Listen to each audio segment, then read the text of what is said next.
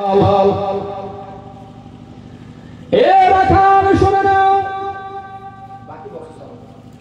রাখাল ভালো করে শুনে নাও।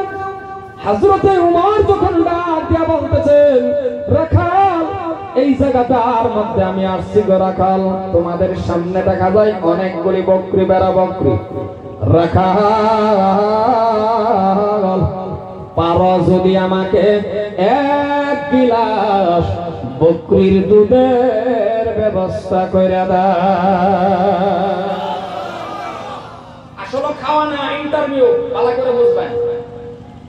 হযরতে ওমর ডাক দিয়া বলতেছেন, বকরির দুধের ব্যবস্থা এক গিলাস করে দাও।